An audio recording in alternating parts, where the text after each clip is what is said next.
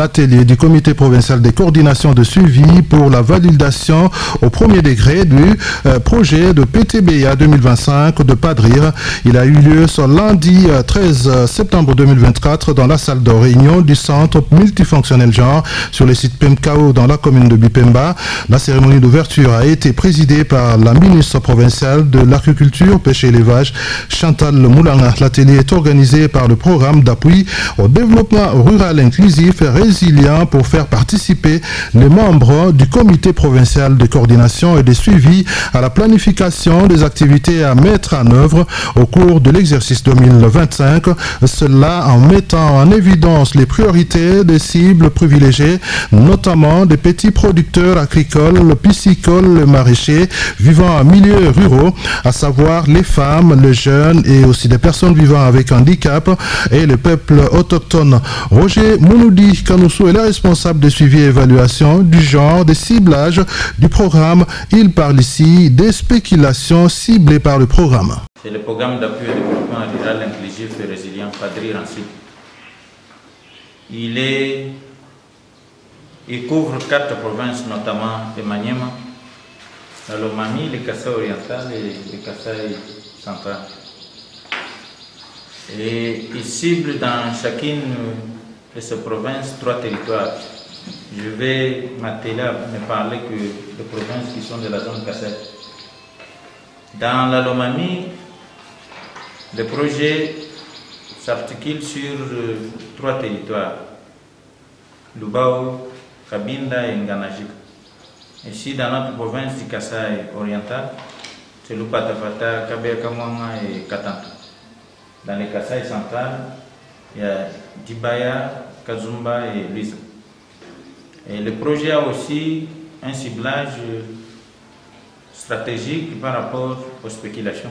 Il y a 3 groupes de spéculation sur lesquels nous sommes en train de travailler. C'est notamment le maïs, le manioc et le riz. Ce sont des spéculations qui doivent être intégrées dans le développement des chaînes de valeur. Il y a les légumineuses, notamment l'arachide, le niébé, le soja. Ça, c'est pour la sécurité alimentaire et nutritionnelle. Il y a le maraîchage, le petit élevage, la pisciculture, et que sais-je encore. Ça, c'est pour le développement d'autres sources de revenus. Et le projet s'étale sur 7 ans. Mais il est à son 3e an. 3e année, voulais-je dire, à sa 3e année. Et vers la fin de cette année et au début de l'année prochaine, nous serons dans l'obligation de procéder à une réévaluation à mi-parcours pour voir si, depuis qu'on a commencé le projet, nous sommes sur une bonne voie où il y a des choses à revoir.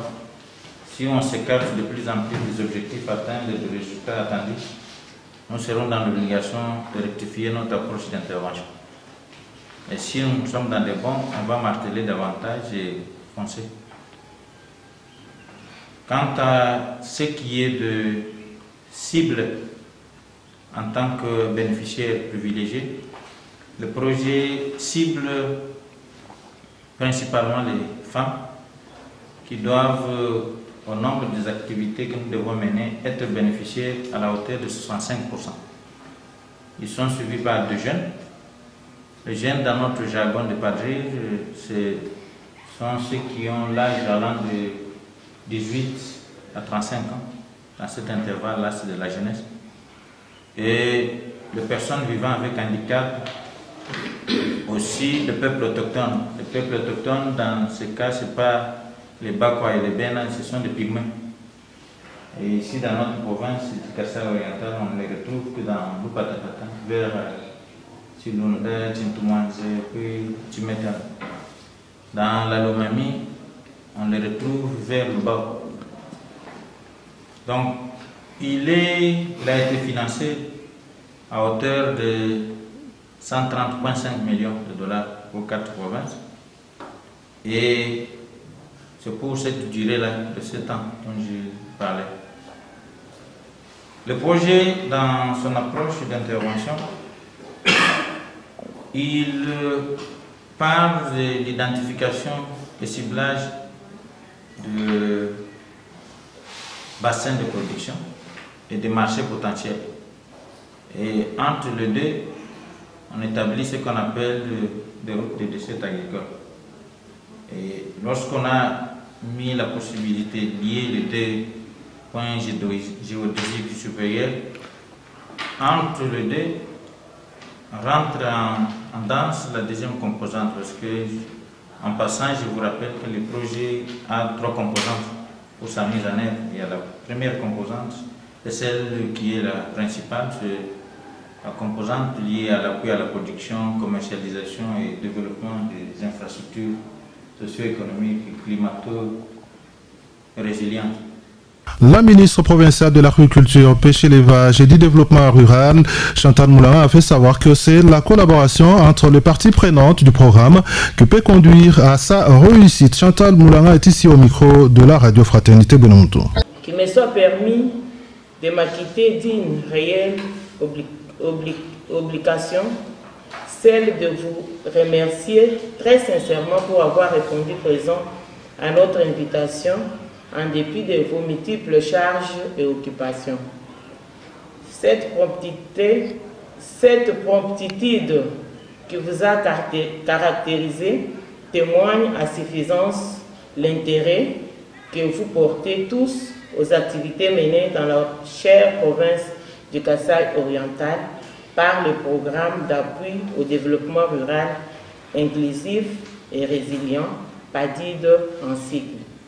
J'ai saisi la même opportunité pour rappeler à tous et chacun la pertinence de l'activité d'aujourd'hui en mettant un accent particulier sur l'importance cruciale de notre participation active aux activités de PADRIR.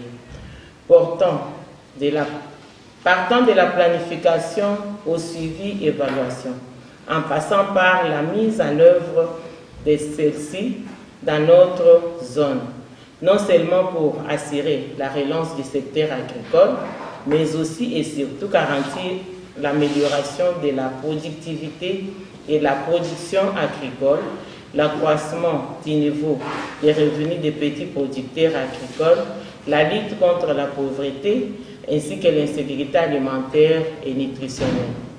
En effet, le PADRIR est un programme du gouvernement financé par 3 bailleurs, à savoir FIDA, BADA et OFIDA, et vise, entre autres, de contribuer à la réduction de la pauvreté en milieu rural et à l'amélioration du niveau des revenus des petits producteurs agricoles, de leur sécurité alimentaire et nutritionnelle et du renforcement de leur résilience, notamment celle des jeunes, des femmes, des peuples autochtones et des personnes vulnérables face aux effets du changement climatique. Bref, ce programme s'inscrit dans la droite ligne de la vision chère au président de la République. Nous citons chef de l'État Félix-Antoine Tshisekedi Tshilombo, tel que relayé à ce jour par son Excellence Monsieur le Gouverneur de la province du Kasaï oriental, Jean-Paul Mbwebwe Kapo, qui prône la revanche du sol sur les sous-sols.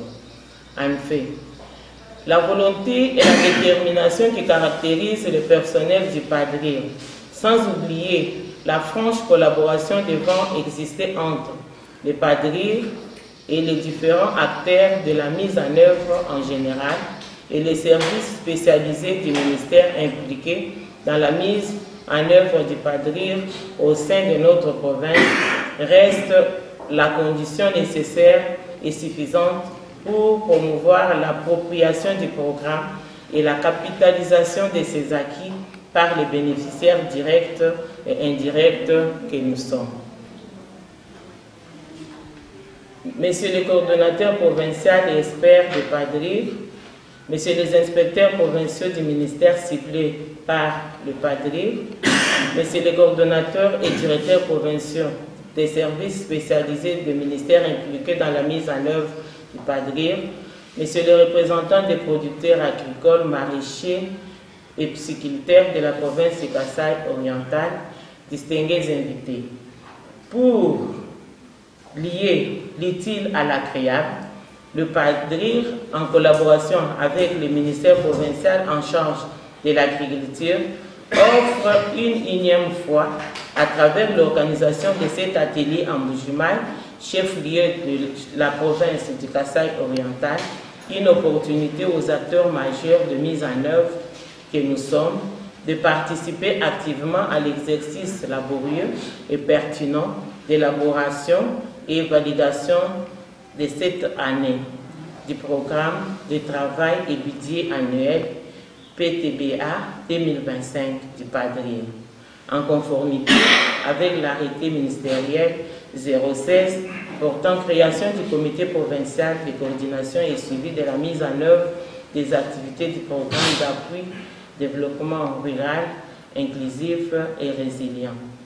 Je ne saurais terminer mon allocution sans remercier très sincèrement le PADRIR à travers son coordonnateur provincial pour cette marque de considération au gouvernement provincial et surtout son important appui au plan provincial de relance du secteur agricole pour la saison A 2025 à travers la distribution en cours des semences de base aux agri-multiplicateurs ciblés et la distribution de la semence commerciale R1 aux ménages agricoles se trouvant dans le sous-bassin ciblé par PADRIR au niveau de la province du Kasaï oriental.